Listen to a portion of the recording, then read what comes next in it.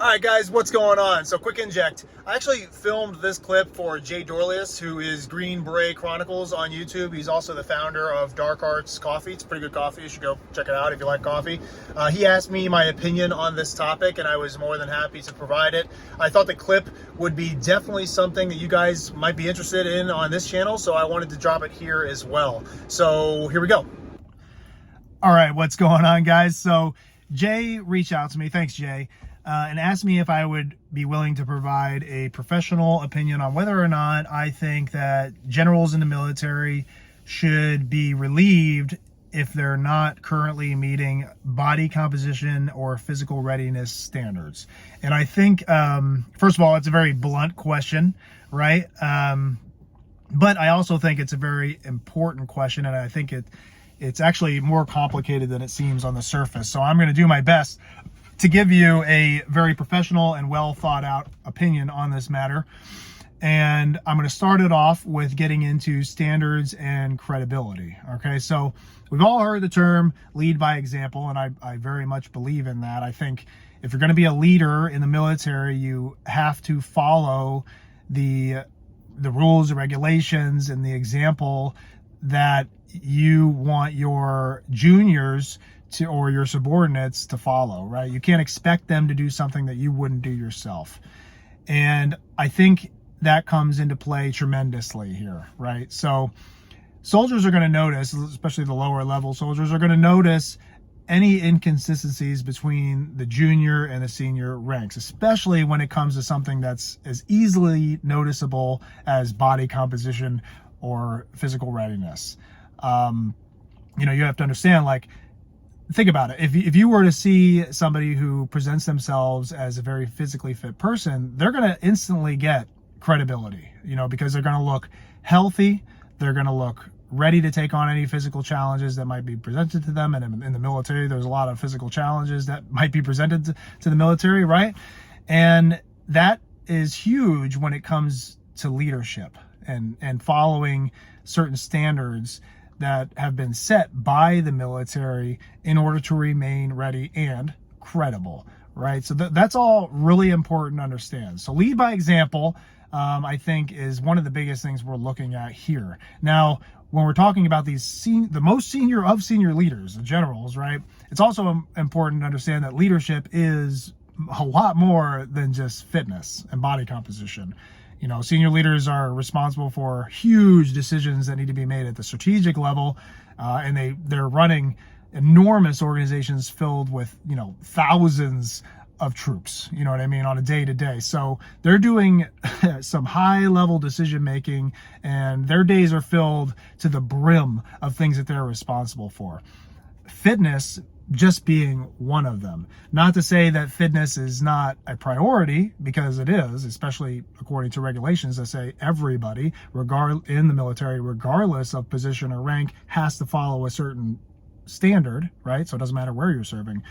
But they have a lot on their plate, and I think it's just we have to consider that. That's very important to consider that, and that we can't reduce leadership to just body composition and fitness, the score you get on a PT test.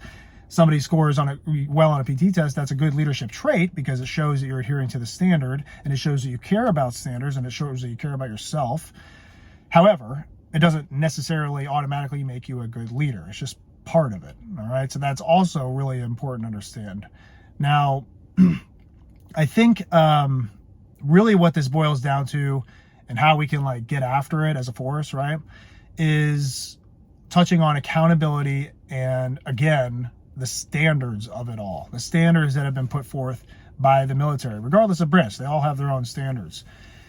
The body composition rules and regulations are to be adhered to by all service members. It doesn't matter your rank. It doesn't matter your position. There's one standard, and that's what needs to be met. That standard in a lot of different branches, or, depending on where you're serving, might not necessarily even be that high, but there is a minimum threshold that you have to adhere to. And if you meet that minimum threshold, you come out to be a decently fit person, I would say. So now, that doesn't mean that we need, all that to say is just saying that these senior leaders shouldn't be expected, and it wouldn't make sense to expect them to be some sort of like elite athlete, right? They don't have to be at elite athlete level. They just have to at least meet the standards. And that's not, again, it's not just me saying this, not even necessarily my opinion. That is what the regulation says. And again, if they are in the power and position to enforce those standards, then they have to be upheld to those standards as well. Again, nothing new, nothing we didn't already know, okay? So I think if there is a gap that exists between standards and those serving in a senior position where they're responsible for enforcing those standards across the board, then it's definitely worth reviewing.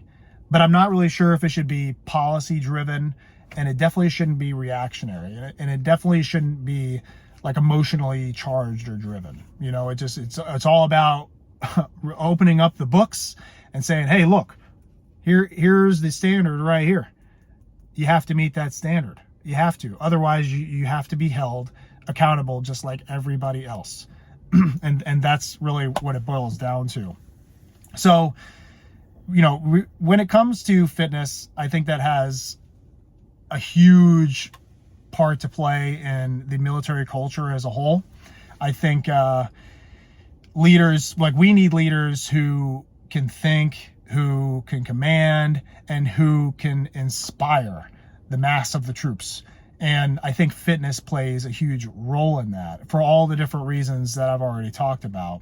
And so I think holding all ranks, including the senior ranks, accountable to this standard that I keep touching on in a respectful and professional way, just like we would for anybody else, is really the answer here. All right, so that's my 2 cents on the whole thing.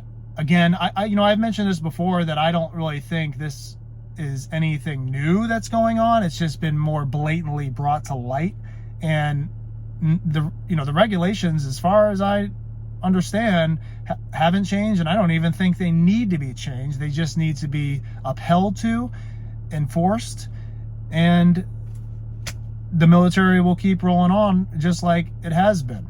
And I think it's important for all ranks within the military to understand what those standards are and keep adhering to those standards to the best of their ability. And what you really want to do is exceed the standard. And that way you never have to even come to this place where we're questioning it in the first place. That's, for me, every time I was coming up on a PT test or something, I never thought about what was the minimum standard so that I could just pass. No, it was, how can I achieve a way above the standard so I'd never even have to worry about meeting that minimum standard? That's really the mindset. That's the key right there. That's what you need to be working towards.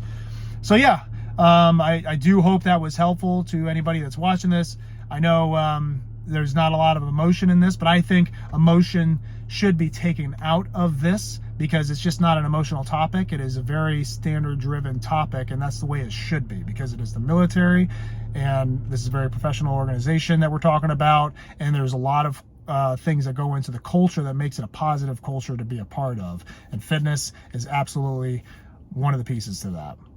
There you have it, guys. There's my 2 cents on the whole thing. Thanks again to Jay for allowing me to provide my 2 cents on the topic on his channel.